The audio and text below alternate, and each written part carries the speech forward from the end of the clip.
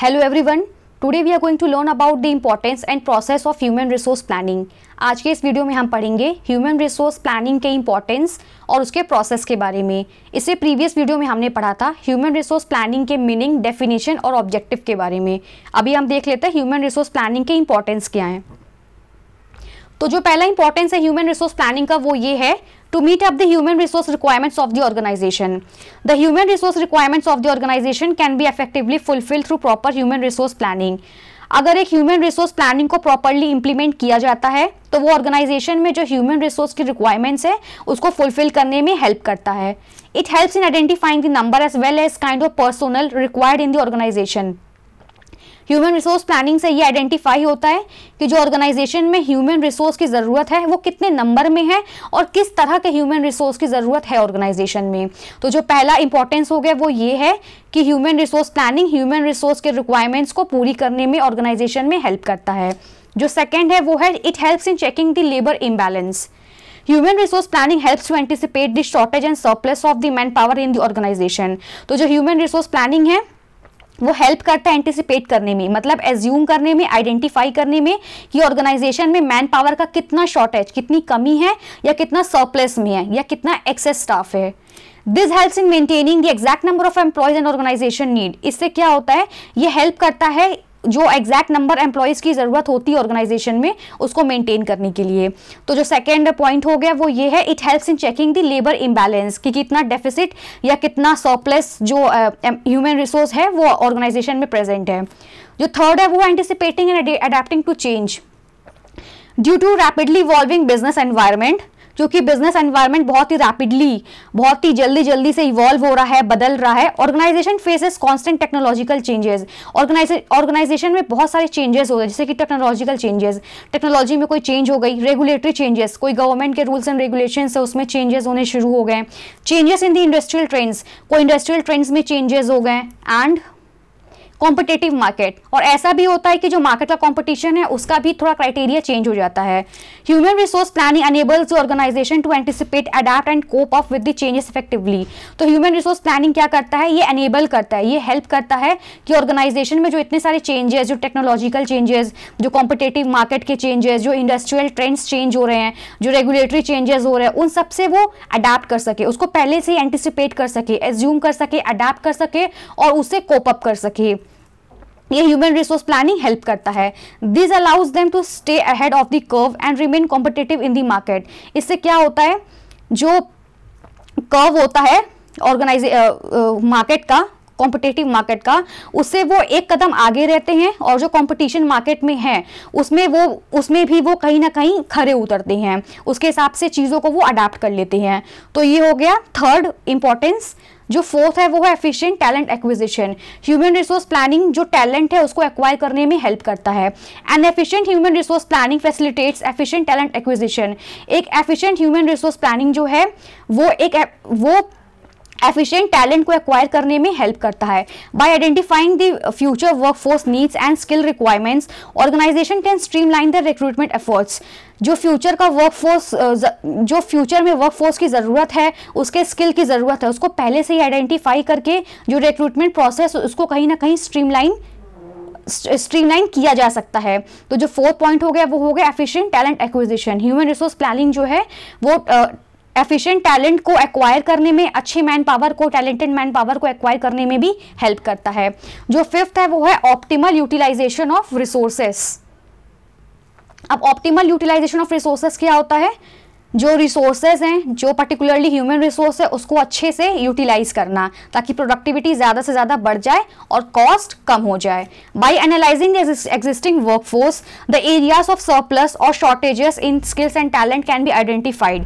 जब एक बार जो एग्जिस्टिंग वर्कफोर्स है, जो ऑलरेडी वर्कफोर्स काम कर रहा है ऑर्गेनाइजेशन में, उसको एनालाइज कर लिया जाता है, तो वो एरिया जहाँ पे स्टाफ का सरप्लस है, मतलब ज़्यादा है या शॉर्टेज है, उसको या उससे रिलेटेड जो स्किल्स हैं उनकी क्या ज़रूरत है उसको आइडेंटिफाई किया जा सकता है।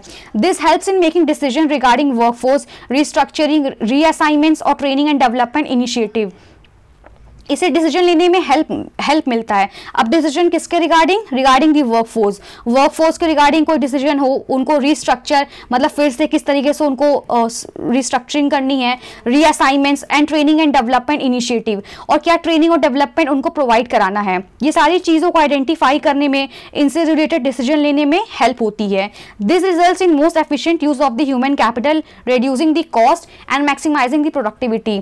इससे क्या होता है कि जो ह्यूमन कैपिटल है उसका सबसे एफिशिएंट यूज होता है और कॉस्ट भी रिड्यूस होता है, और जो प्रोडक्टिविटी होती है वो मैक्सिमाइज हो जाती है। तो जो फिफ्थ इंपॉर्टेंस है ह्यूमन रिसोर्स प्लानिंग का वो ये है कि it helps in optimal utilisation of resources, मतलब रिसोर्स का सबसे अच्छा उपयोग करना, सबसे अच्छा यूज करना, उन्हें यूटिलाइज करना, ये हो गया फिफ्थ इंपॉर्टेंस। जो सिक्स्थ इंपॉर्टेंस है वो है aligning the strategic workforce.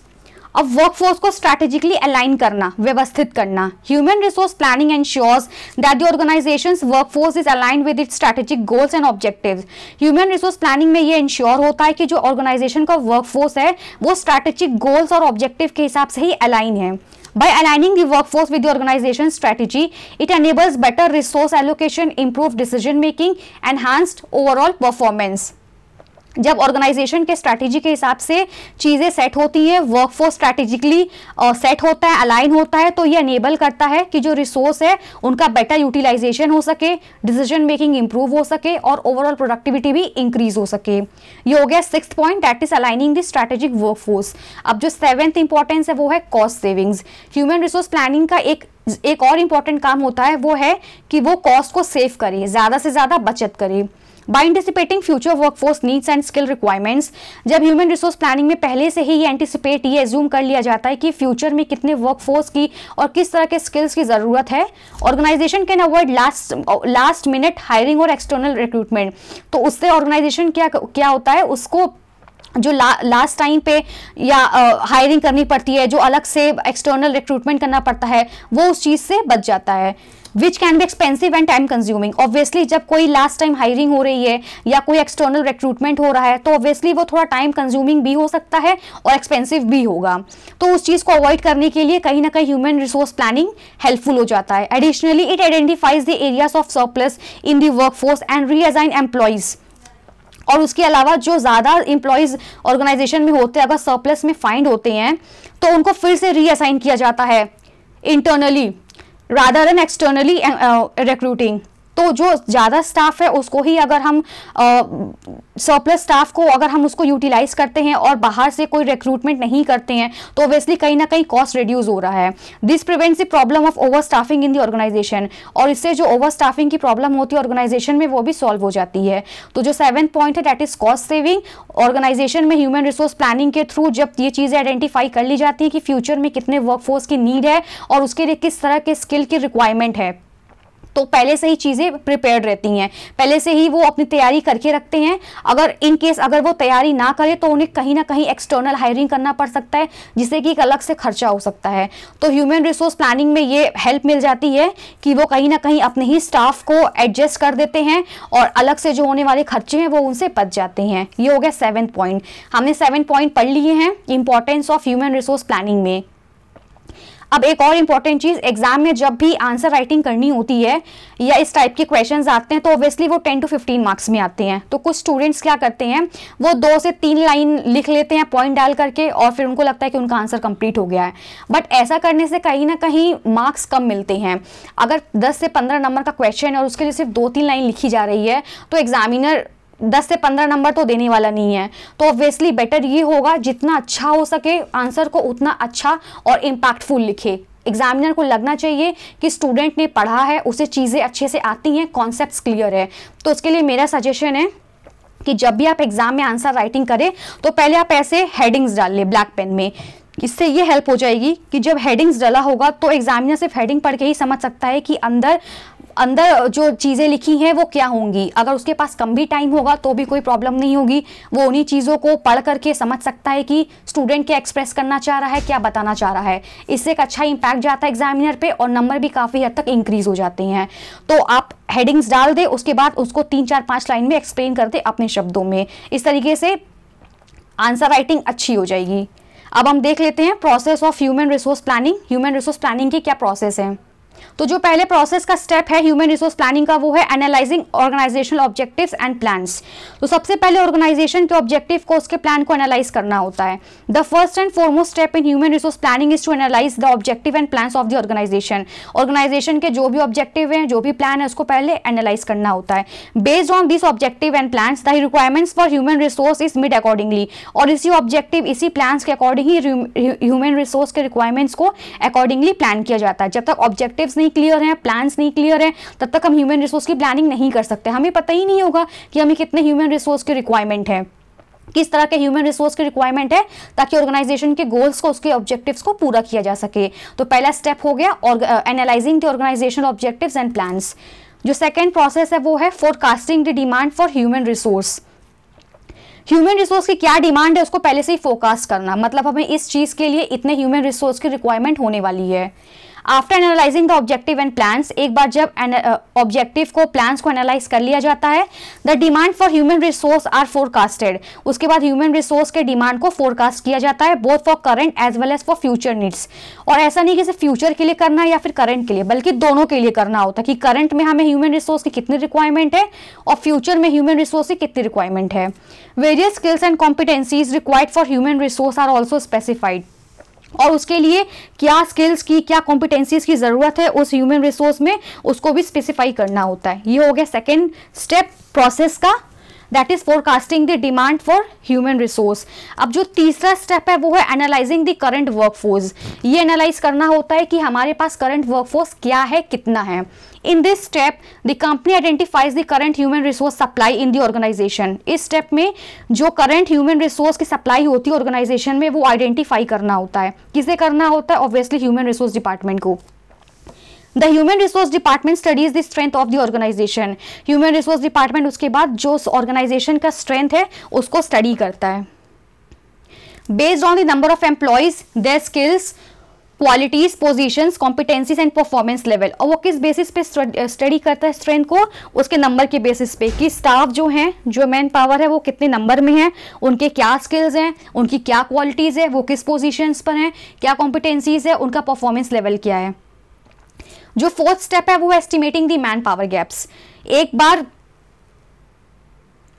Human resource के डिमांड और एग्जिस्टिंग वर्कफोर्स को चेक कर लिया जाता है, उसके बाद हम ये एस्टिमेट करते हैं कि गैप्स कहाँ हैं, कितने मैन पावर गैप्स हैं। After forecasting the demand and supply, the man power gaps are can easily be evaluated. एक बार अगर जो डिमांड और सप्लाई है वो फोरकास्ट हो गया है तो उसके बाद मैन पावर के गैप को ईजिली इवैल्यूएट किया जा सकता है। सरप्लस और deficit of employees are easily evaluated in the organisation.